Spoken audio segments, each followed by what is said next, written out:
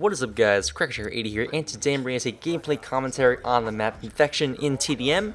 And as always, before I start this gameplay commentary, I want to explain the game that's going to be behind it. So this game was on Infection, TDM, and I got over 50 kills in this game. So that's pretty good for me. I mean, getting over 50 kills in a TDM game on a 6 team is pretty hard to do. But thanks to two guys that got 0 kills on my team the whole entire game, which I'm very thankful for, I got, I think, around 53 kills. And I was using the Dingo, of course, a really good gun. As I said in my last gameplay commentary, I love LMGs. I got the BRM Gold, so I'm moving on to the Dingo, so I can eventually get all LMGs Diamond, which I'm really excited for. So, now that's out of the way, let's get right into today's topic, which is the new update that rolled out on PS4 in Black Ops 3 today. So it's the 1.14 update, and they changed a few things in multiplayer, but most of the changes were in CODcaster, as a lot of the updates these days. I mean, a lot of these updates that are rolling out have a ton of CODcaster changes because, of course, Treyarch is kind of more focused on the competitive scene. Of course, they're still focused on the multiplayer scene, but overall in these updates, it seems like they really want to make CODcaster better and want more people to try it out and say they like it. But anyways, let's get into all the changes that they added in multiplayer first. Obviously, that's most important to me. And that's probably all I'm going to go over in this video today, multiplayer changes. I'm not going to go over any zombies changes. I'll go over the CODcaster changes because, you know, that's just for spectating people and other things. So that's pretty close to multiplayer. Anyway, let's get started here. So the first thing that's been added that I bet most people won't really care about is that the mercenary playlist was removed. So, you know, that playlist that you saw like 10 guys playing in every single time you check to see how many players were in it, that's been removed. Mercenary, I think it was like Mercenary Mosh Pit or something like that. I'm not sure. Since I have an Xbox One, so I don't really have the PS4. I haven't actually tested any of the stuff out, but I just know the mercenary playlist has been removed. Basically, no one played that playlist, so it was a pretty good move on Treyarch's part because it was just a wasted playlist slot and no one was really playing it. So they just removed that, and that's that. They also added a complete your season pass thing to the in-game store, which I'm sure is just a more efficient way to buy the extra map packs or get the extra map packs you need to complete your season pass. So that's just an efficiency thing, not really any big change there. The next thing Treyarch added was something to the black market, which will be kind of like an efficiency thing, and it's that the most recent loot items that you receive will be marked with a small banner, probably on the side or on the top, just so you know what you got most recently. Not really a big deal to most people, but just another thing they added. So let's get to the stuff that I care about the most, the multiplayer changes, the main multiplayer changes, the buffs, the nerfs, all that stuff.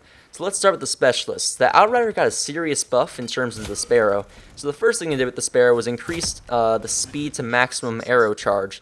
So what that means is it's that little whistling sound that you hear when you pull the left trigger and you get the Sparrow to full charge. That the time to actually get to full charge was increased. So it'll be a lot easier to get that maximum distance when you want to shoot the Sparrow.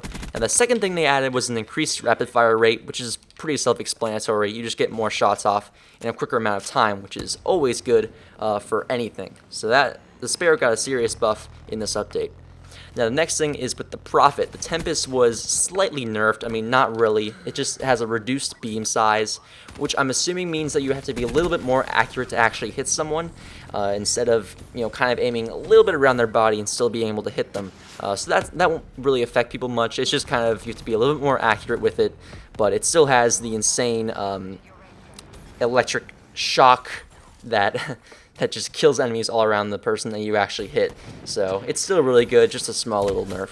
Alright, so let's get to create a class. So this is pretty interesting, but most people kind of expected these changes. So in terms of submachine guns, the Kuda and the VMP were both nerfed. The Kuda was nerfed pretty badly, actually. It has a reduced 3-hit kill and a reduced 5-hit kill damage range. So that's going to be pretty bad for the Kuda.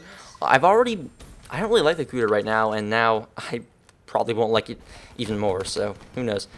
Probably won't be using that thing anymore. The VMP just has reduced recoil stability, which is a pretty self-explanatory thing. I mean, it's just harder to control your recoil, so that grip is even more important on the VMP than it already was. Now, the Vesper was actually buffed, which it definitely needed a buff. I mean, that thing was barely getting used, so they want more people to use it. So now it has increased recoil stability, which is very, very good. So it probably means it has less recoil, but you still should use grip on it because it has such a high fire rate that you really need grip on the Vesper. Now on to assault rifles. The Man-O-War got a pretty serious nerf, unfortunately for me. I love that gun. It's really, really good. And I've actually been using it without quick draw, but after this nerf, I might have to put it back on. It has a reduced aim down sight speed. So that's obviously, quick draw of course counters that, but they reduced it even more. And then a reduced reload speed. So definitely fast mags and quick draw are definitely more important on the Man-O-War than they already were. So I bet a lot more people will be using that. And then using those attachments, not the actual gun. I'm not sure if that will ever change. A lot of people use the Man-O-War, and it's a really, really good assault rifle, even after these nerfs. Now, in terms of the black market weapons, of course, all the things that were changed I do not have, so it doesn't really affect me. But the HD40 has an increased 3-hit kill damage range. That means it was buffed. It can get a 3-shot kill from a farther distance, which is always a good thing. The MX Garand was severely buffed, actually. It has an increased reload speed, an increased recoil stability, and an increased hipfire accuracy. So this thing is going to be a lot better than it already was. You won't need fast mags on it anymore. You won't need grip. You can use other attachments. So it'll probably be a lot better than it is right now on the Xbox One and PC.